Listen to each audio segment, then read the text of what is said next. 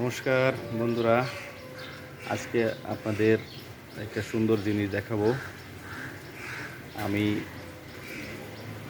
আমার একটা প্রজেক্ট আছে, যেটা সবজির প্রজেক্ট। এটা আমি চাকরির পাশাপাশি যেটা করি, এটা আজকে আপনাদেরকে দেখাবো। চলেন আপনাদেরকে আমার বাগানে নিয়ে যাই।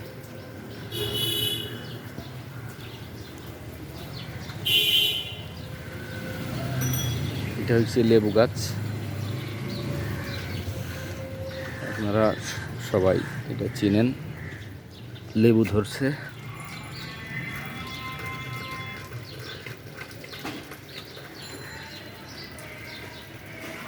সুন্দর সুন্দর লেবু ধরছে কয়েকটা।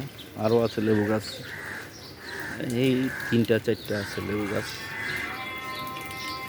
এই যে কলা গাছটি দেখছেন, এটা হচ্ছে থাই কলা, যেটা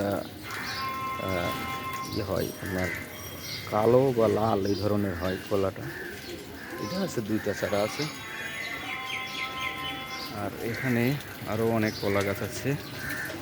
এটা হচ্ছে সাগর কলা, এটা আমি যশোর থেকে নিয়ে আসছিলাম চারা। একবার মারা গেছিল, আবার হয়েছে। এবং এটিকে দুধ সাগর বলে, অনেক মোটা হয় কলা। এই চারা আছে 2টা, একটা ছোটো একটা। আর এইটা হচ্ছে বাংলা কলা, এটা পূর্বাচল থেকে সংগ্রহ করছি। এবং এখানে আরও একটি কলা আছে, আরও একটু জাতের। এইটা হচ্ছে কাঁচকলা, তরকারি খাওয়া কলা, কাঁচকলা। এবং এখানে বাংলা কলা আছে, এখান থেকে কলা অনেকবার খাওয়া হয়েছে। এবং আরেকটি গাছে কলা আসবে কিছুদিনের মধ্যেই, এই যে বড় গাছটা। এবং গোড়া থেকে অনেকগুলো চারা আবার বের হয়েছে। আরেকটি সবজি আছে খুব ভিটামিন, যেটা এটা দেখেন আপনারা চিনেন কিনা। এটা ঘেটকোল বলে, অনেকে বলে খারকোন। এটা ভর্তা অনেক মজা। আমরা এখান থেকে একবার উঠানো হয়েছে, কেটে নেওয়া হয়েছে, কেটে একবার ভর্তা খাওয়া হয়েছে এবং আবার বের হয়েছে। এটা সাধারণত বর্ষাকালে হয়। তারপরে আছে এই যে খারকোন, ঘেটকোল আছে, পেঁপে আছে, কচু। এখানে আরও কিছু ধনে পাতা লাগানো হয়েছে, চারা হচ্ছে। এখানে কিছু কচু আছে, দেশি কচু।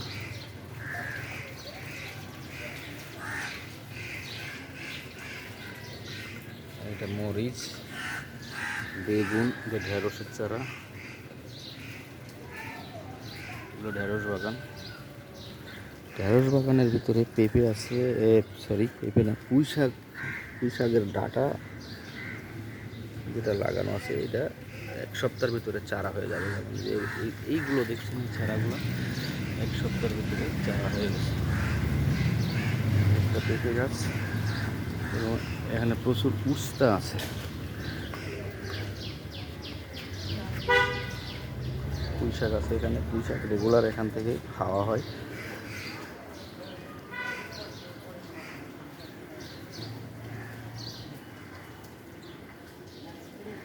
কচু বাগান, এটাকে অনেকে দুধ কচু বলে, আবার দস্তা কচু বলে। এটা মান কচু, এটা মান কচু। এখানে আরেকটা পেঁপে গাছ, উস্তা ধরছে অনেক, ছোট ছোট দেখা যায়, ভরে গেছে আর কি।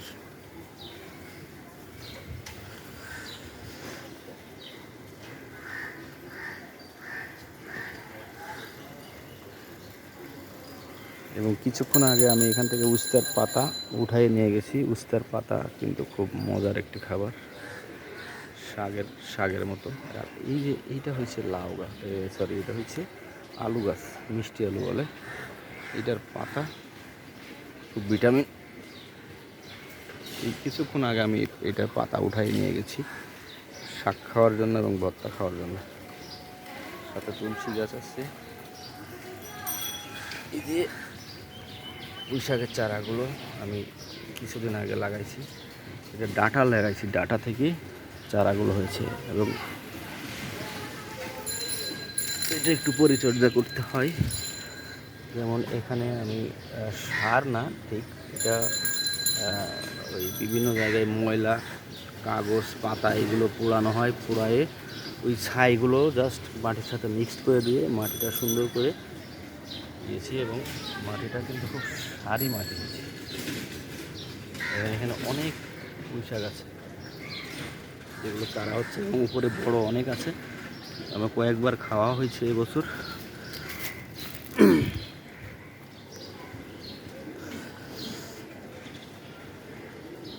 তো এগুলো আসলে শখের জিনিস, শখের বসে এগুলো ফরমালিন মুক্ত শাকসবজি পাওয়া যায় আর কি। এখানে আরেকটা গাছ আছে, আপনাদের দেখাই। এটা হচ্ছে মেডি আলু বলে।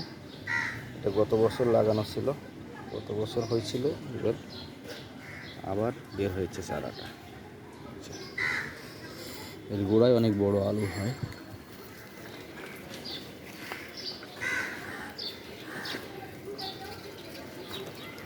এবং আরেকটা বড়ই গাছ আছে, বড়ই গাছ। তারপরে এখানে একটা চারা আছে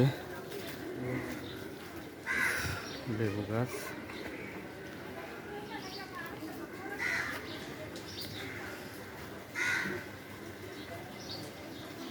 এখানে একটা আম গাছও আছে, আম হয়েছিল অনেক, এখন নাই।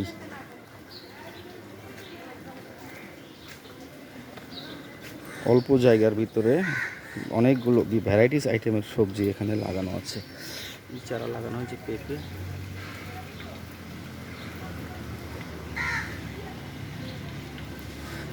যাই হোক, আপনারা আপনাদের বাড়ির বা ঘরের আশেপাশে যদি এরকম খালি জায়গা থাকে আপনারাও লাগাবেন। এটা খুব সহজ আর কি, একটু পরিশ্রম দিলে আপনি শাকসবজি, সুন্দর শাকসবজি খেতে পারবেন।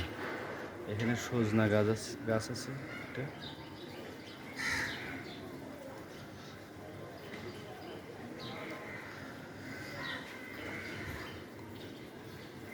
এছাড়াও আমি মুরগি পালি, এটা আমার ঘরে আছে খাঁচার ভিতরে। এটা শখ আর কি। মুরগি আছে, বিদেশি মুরগি আছে এবং দেশি মুরগি আছে এবং কোয়েল পাখি আছে এবং আমার মেয়ে একটা টিয়া পাখিও পালে। সব মেলায়ে যতটুকু সময় পাই আমি এইটুকু করি আর কি। তো একদিন আমার মুরগির প্রজেক্ট আপনাদেরকে দেখাবো। তো আজকে সবাই ভালো থাকুন, সুস্থ থাকুন। ধন্যবাদ, নমস্কার।